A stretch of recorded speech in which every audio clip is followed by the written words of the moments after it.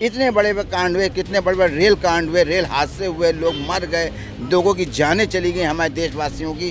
कोई इस्तीफ़ा नहीं मांगा गया, ना उन्होंने इस्तीफ़ा दिया।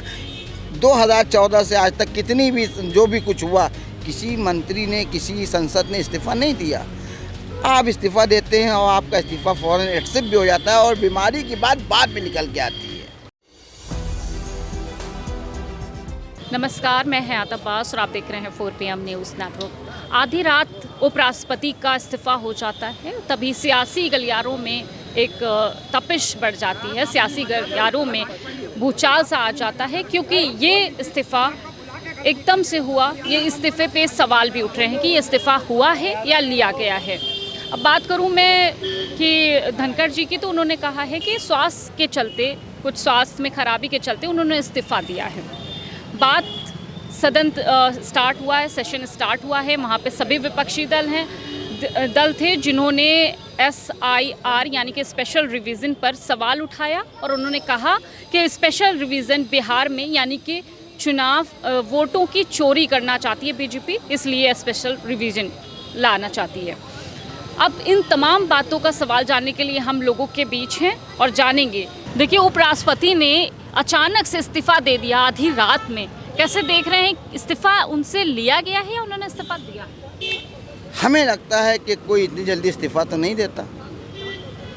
एकदम से इस्तीफ़ा देते हैं और इस्तीफ़ा एक्सेप्ट भी कर लिया जाता है, मान लिया जाता है। इतने बड़े बड़े कांड हुए, कितने बड़े बड़े रेल कांड हुए, रेल हादसे हुए, लोग मर गए, लोगों की जानें चली गई हमारे देशवासियों की। कोई इस्तीफ़ा नहीं मांगा गया, ना उन्होंने इस्तीफ़ा दिया।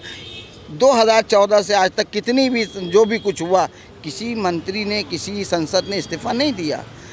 आप इस्तीफ़ा देते हैं और आपका इस्तीफ़ा फ़ौरन एक्सेप्ट भी हो जाता है और बीमारी की बात बाद में निकल के आती है। हमें लगता है कोई ऐसा ये बिल पास कराना चाहते हों जो धनखड़ जी ने उस बिल को शायद देश और आवाम के जनता के खिलाफ समझा हो। मतलब आप ये कहना चाह रहे हैं कि इस्तीफ़ा उन्होंने दिया नहीं है, उनसे मजबूर करके इस्तीफ़ा लिया गया है?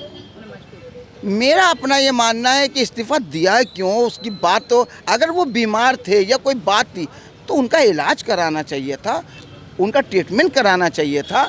यदि भगवान न करे हो भाई, उनकी उम्र बड़ी हो, कुछ हो जाता तब तो कुछ बात समझ में आती है।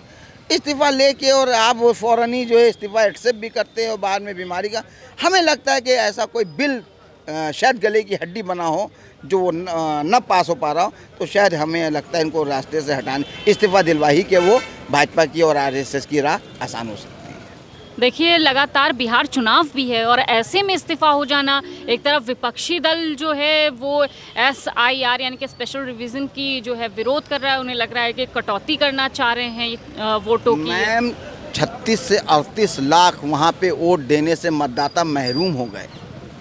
ये बहुत बड़ी बात है। लोकतंत्र पे हमला हो रहा है, लगातार हो रहा है और इसे हमें समझने की ज़रूरत है। ये नेता और नेता की बात नहीं, ये देश की बात है। आप ये बताइए, हमारा आधार सरकारी आदमी ने बनाया ना, हमारा पहचान पत्र सरकारी आदमी ने बनाया, हमारा राशन कार्ड सरकारी आदमी ने बनाया, जो भी डॉक्यूमेंट बने, DL बनाया, पैन कार्ड बनाया, सरकारी आदमी ने बनाया। आज वो पूरी तरह से आप उसको अवैध कर दे रहे हो, ये अवैध है। उन पे गाज क्यों नहीं गिरी जिन्होंने बना के दिए हैं? भोली भाली जनता को परेशान किया जा रहा है, उनसे अधिकारों से, वोट से वंचित किया जा रहा है। ये बहुत बड़ा देश में खतरा है। इससे बड़ी लड़ाई कानूनी दायरे में हमें अपने देश में लड़नी पड़ेगी, जैसे कि हमने अंग्रेज़ों से लड़ाई लड़ी थी अपने इस मुल्क को बचाने के लिए, देश को बचाने के लिए। इसी तरह से हमें कानूनी दायरे में, संवैधानिक दायरे में हमें लड़ाई लड़ने की ज़रूरत है, क्योंकि अब पूरे भारत में ये मुहिम चलाई जाएगी, लोगों के उनके अधिकार से वंचित किया जाएगा। ये बहुत बड़ा देश को खतरा है। हमसे हमारे अधिकार छीने जाएंगे, हमसे हमारी ज़ात पूछी जाएगी, हमसे बहुत ज़बरदस्त। और ये हिंदू मुसलमान की बात नहीं है, ये हर नागरिक की बात है, हर देशवासी की बात है। ना यहाँ पे हिंदू है, ना यहाँ पे मुसलमान है। मैं कहता हूँ ये सबका कर्तव्य है कि इस लड़ाई को कानूनी दायरे में, जनहित की लड़ाई लड़ना चाहिए और अपने अपने हिसाब से लोगों को जागरूक भी होना चाहिए। देखिए, आपको क्या लगता है क्या रीज़न होगा जो आधी रात में धनखड़ ने इस्तीफ़ा दे दिया? ये इसके पीछे वजह क्या रही होगी? देखिए, उनके किरदार पे कई बार कीचड़ उछाला गया और बहुत सुलझे हुए व्यक्ति थे धनखड़ जी। कभी सदन में उनको हमने उलझते हुए नहीं देखा, और जब किरदार पे बात आती है तो आदमी पद छोड़ देता है। जैसे स्वामी प्रसाद मौर्य जी सपा छोड़ी और माननीय अखिलेश जी ने कहा कि वो विधान परिषद में इस्तीफा नहीं दिया, उन्होंने दे दिया, कहा नहीं हमको नहीं चाहिए, ठीक है हम इस्तीफा दे देते हैं। तो जो उच्च नेता हैं, उच्च लोग हैं, वो उनका विचार ऐसा होता है कि भाई हम इतना अच्छा काम कर रहे हैं फिर भी तो इस्तीफा तो दे देंगे। तो आपको क्या लगता है कौन उनके किरदार पर कीचड़ उछाला? अब देखिए, लगता तो विपक्ष बहुत बार उछाली है। विपक्ष से तंग आकर उन्होंने इस्तीफा दे दिया। देखिए, तंग किससे आए ये तो वो बता सकते हैं। अब इतना बड़ा मैं जोशी नहीं हूँ, तंग किससे आए, लेकिन कीचड़ कई बार विपक्ष ने उछाला। जबकि होना ये चाहिए कि पक्ष विपक्ष लड़ें, सदन के नेता से नहीं लड़ा जाता। एक तरफ तो विपक्ष कह रहा है उन्हें बोलने ही नहीं दिया जाता सदन में। नहीं, ऐसा नहीं है, सबका टाइम फिक्स होता है। उन्हें बोलने नहीं दिया जाता है, माइक की आवाज़ कम कर दी जाती। कितनी बार राहुल गांधी ने कहा कि वो एक नेता प्रतिपक्ष के तौर पर सदन में बोलना चाहते हैं, लोगों के मुद्दे उठाना चाहते हैं, SIR पर सवाल उठाना चाहते हैं, पहलगाम पर सवाल उठाना चाहते हैं, लेकिन उनके आवाज़ को कम कर दिया जाता है, उनके माइक बंद कर दिए जाते हैं। इस तरह की तमाम वीडियो सामने आती हैं। मैम देखिए, ऐसा है, बोलने का टाइम दिया जाता है और बोलने के लिए क्या बोलना है। अब पता चला कि बात जो है चलना कुछ है, अब चला कुछ ऐसे थोड़ी होता है। आप पूछ रहे मुझसे पहलगाम पे और मैं बोलना शुरू कर दूं जो है कश्मीर पे, पाकिस्तान। तो मतलब आप ये कहना चाह रहे हैं कि मोदी जी से अगर सवाल किया जाएगा जनता के हित का तो वो कोई और सवाल का जवाब देने लगेंगे तो उनका माइक बंद? गलत है, गलत है। पक्ष हो या विपक्ष हो, भाई देखिए, एक पहले तो सदन चलने के पहले के जो नेता होते थे, कांग्रेस खुद जो है सारे बड़े नेताओं को बुला के बैठती थी कि किन किन मुद्दों पे काम करना है, उन मुद्दों को निपटा के फिर उसके बाद बहस होती। तो आज बीजेपी ऐसा क्यों नहीं कर पा रही है? अब उसमें दोनों देखिए, पक्ष विपक्ष दोनों में मतभेद बहुत हैं, और सही ये है कि पक्ष और विपक्ष दोनों जो है वो जनता के बातों पे बात नहीं कर रही हैं। क्यों? विपक्ष तो लगातार स्कूल मर्जर की बात हुई, जो चुनाव में वोट कटने की बात हो, ये बिहार में स्पेशल रिवीजन लाया जा रहा है, उस पर बात कर रहे हैं, तो फिर सवालों का जवाब। मैं पहले एक हम दे दें बिहार के जो वोटर की बात है कि भारत कोई यतीम खाना नहीं है। ठीक है, आपकी बात ठीक है, लेकिन जिस तरह से अभी इतना बड़ा महाराष्ट्र में खुलासा हुआ कि कितने लाख वोट डाले गए और वो गैर कानूनी तरीके से, तो उसमें धांधली की गई, कितनी बड़ा खुलासा हुआ, अब बिहार में वही करना चाह रहे हैं। देखिए, वोट महाराष्ट्र में डाला गया, अगर गलत वोट पड़े गलत है, उसके लिए जो है विपक्ष को आक्रामक होना चाहिए और पक्ष को भी देखना चाहिए गलत है।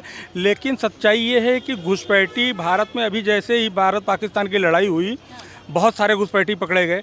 इतने घुसपैठी जब आएंगे तो हमारे और आपके हक पे भी तो छीना जाएगा ना। तो फिर ये जो आधार बन रहे हैं, ये कौन बना रहा है? ये सत्ता पक्ष में बैठे ही लोग तो आधार बना रहे हैं। देखिए मैम, आधार बनाना सत्ता पक्ष का काम नहीं है। तो किसका काम है? आप मुझे बताइए, किसका काम है? देखिए, आधार जो है ना तो मुख्यमंत्री योगी आदित्यनाथ बनाते हैं, एक सबका विभाग है। तो विभाग सिस्टम इनके अंदर है, इसको सही करना चाहिए। हम सब जो तो फिर गलती किसकी, सत्ता पक्ष की या विपक्ष की? मैम, अगर अभी एक घर के किसी को मालिक बना दिया, आपको बना दिया जाए। आप मेरी मिसाल ना दीजिए, पहले आप मेरे सवाल का जवाब दीजिए। आप कह रहे हैं घुसपैठी आ जाते हैं, तो वहाँ बॉर्डर्स पे कौन है? आप मुझे बताइए। विपक्ष वहाँ पे खड़ा हुआ है, क्यों रोका नहीं जा रहा है?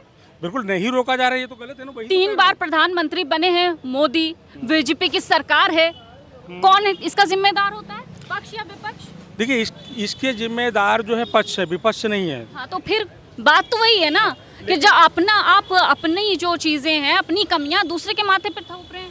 हाँ, लेकिन इतनी सुविधाएं नहीं दे सकते कि पूरे जो है अब ये तो स्पेशल रिवीजन अगर आपको करना ही था तो ये इलेक्शन से बहुत साल पहले भी किया जा सकता था, ठीक इस टाइम पर। और अगर आप कह रहे हैं घुसपैठिया आ जाते हैं, तो सबसे बड़ा सवाल ये है कि घुसपैठिया आते कैसे हैं? जब सत्ता में बैठे हुए लोग बॉर्डर पे देख रहे हैं, आधार कार्ड सत्ता में बैठे हुए लोगों के अंडर में आता है, तो आप ये सब विपक्ष पे कैसे इल्जाम? मैम, आपको घर, मैं फिर वही कह रहा हूँ, मिसाल दूंगा, आप फिर बहक जाएंगी। आपको घर का मालिक बना दिया, हम 4 सदस्य हैं, चारों किसी को चुप्पे से आप चले जाए बाजार, हम घर में घुसा। एक मिनट, नहीं, ये तो गलत है, आप बताइए। प्रधानमंत्री क्या जी, प्रधानमंत्री क्या कर लेगा? घुसपैठिए की जो बात आप कर रही हैं, बेसिकली जो है वो लोग घुसपैठिए जो लोग करवाने का ठेका लिए हुए हैं। बहुत सारे इस देश में ऐसे भी लोग हैं, ऐसे भी सिंडिकेट है इस देश में जो है जो ठेका लेता है। सरकार क्या कर रही है? सरकार भी उनकी जांच पड़ताल कर रही है और उनको एक मैडम, एक चीज एक करके बताइए, निकाला भी जा रहा है उन लोगों को। इससे पहले जो भी सरकारें थी हाँ। तो क्या उनके समय पे नहीं होता था क्या नहीं होता था? ये घुसपैठिया, या उनके समय पे नहीं हुआ? उनके पीरियड में क्या बवाल नहीं हुआ, या उनके पीरियड में बम नहीं फूटा, या उनके पीरियड में हवा घटना नहीं हुई? ये तो मोदी जी के ऊपर सीधा सीधा आप लोग टिप्पणी कर रहे हैं। टिप्पणी हम नहीं कर रहे क्योंकि हैं। जो देखिए काम सवाल कर- देखिए सवाल मैडम, मैं सवाल तो- सवाल जो मेरा है, जो सवाल काम का कर आप रहा है, जवाब दीजिए देश का पढ़े लिखों के तरह। प्रधानमंत्री ईमानदार व्यक्ति है और सवाल जो काम सवाल कर रहा ठीक है, सवाल में कमी नहीं है बेसिकली जो है, लेकिन जांच पड़ताल होना, संशोधन करना या उसका जो है वेरिफिकेशन करना जो है, ये सरकार का अपना निजी काम है। बेसिकली सरकारी सिस्टम का अपना काम है। यदि वो सरकार- मेरा सवाल सरकार यही है कर ना, रही है तो मेरा क्या मेरा बात है? मेरा ये सवाल है कि बिहार चुनाव से बहुत पहले ये नियम क्यों नहीं लाया गया, ये क्यों नहीं किया गया चुनाव से ठीक पहले? देखिए 24 में भी तो उन्हीं से वोट लिया जिनको वोटों से बाहर किया गया है। 24 में भी तो उन्हीं से वोट लिया गया ना, इस पे भी तो सवाल होना चाहिए ना। 24 में उसे वोट ले लिया, अब वो घुसपैठी है। 24 में लिया, 19 में लिया, 20 में लिया, आप बताइए 14 में लिया, फिर 19 में लिया। जो जो विधानसभा लोकसभा के चुनाव हुए सब में तो आपने वोट लिया ना। तो और फिर जिन्हीं ने पहचान पत्र, Aadhaar card, PAN card, ration card, driving licence जिन्हीं ने भी बनाए, उनकी जांच क्यों नहीं होती है सही से? बिहार में भी सरकार गिरेगी, नीतीश बाबू इस्तीफा देने वाले हैं। आप कह रहे हैं सरकार से सवाल मत पूछिए, क्यों? ये तो लोकतांत्रिक देश है यही हमारा। तो है, लेकिन यहाँ पे यही ना चल रहा है, कोई किसी से कुछ ना पूछे, बस देखे। हम बीजेपी से हैं तो बीजेपी का झंडा ढोए, कार्यकर्ता है तो सापा का है तो सापा का धोए, लेकिन देखिए राष्ट्रपति, सवाल जवाब ना करें। हाँ देखिए ये कह रहे सवाल जवाब करना बड़ा गुनाह बना जाता है। राष्ट्रपति का इस्तीफा हो जाता है अचानक, रात में होता है, सुबह उनकी हेल्थ बिल्कुल ठीक होती है, रात में ऐसी हेल्थ बिगड़ गई। टाइम तो देना चाहिए था ना, सवाल तो ये भी उठ रहा है टाइम। देखिए टाइम इसलिए नहीं देना चाहिए था, उस पर पहले समझ लीजिए जो क्वेश्चन आप पूछ रहे हैं उसका जवाब ही खाली लीजिए। उसमें यह है कि बहुत दिन से मोहन भागवत और पूरा बीजेपी मिलकर कह रहा है कि मोदी जी कोई नया व्यक्तित्व लाया जाए, तो मोदी जी से डिस्कशन चल ही रहा था। तो ऐसे में मोदी जी कह रहे थे कि हम भी मार्गदर्शन मंडल में नहीं जाएंगे, हम भी इस मंडल में जाएंगे कि कोई हमें पद चाहिए। तो इस आधार पर धंगल ने इस्तीफा दिया नहीं गया है, दिलाया गया है, और उस पद पर मोदी जी बैठेंगे और कोई नया देश का नेतृत्व सभा करेगा, प्रधानमंत्री बनने जा रहा है। मतलब और अगला यही इस्तीफा हकीकत मोदी है। जी का और होगा। यही आपके संजय शर्मा भी कह चुके हैं। अगला इस्तीफा मोदी जी का होगा। अगला इस्तीफा नहीं होगा, अगला इस्तीफा मोदी जी प्रधानमंत्री पद से जल्द 2-4-6 दिन में देने वाले हैं, और देने के बाद हाँ पूरा हो रहा है। सितंबर में उनका 17 सितंबर को उनका कार्यकाल यानी 75 साल का पूरा हो रहा है, और ये पार्टी में जब उनका समय होगा वो नियम के हिसाब से होगा, तो वो 17 सितंबर में वो इस्तीफा देंगे और नया कोई बीजेपी का चेहरा आएगा। फिलहाल लोग क्या कुछ कह रहे हैं इस इस्तीफे पे, क्या बातें चल रही है, आपने सुना है लोगों से, आपकी क्या कुछ राय है, कमेंट बॉक्स में जरूर बताएगा। कैमरा पर्सन सत्यनारायण के साथ मैं हयात अब्बास, 4PM न्यूज़।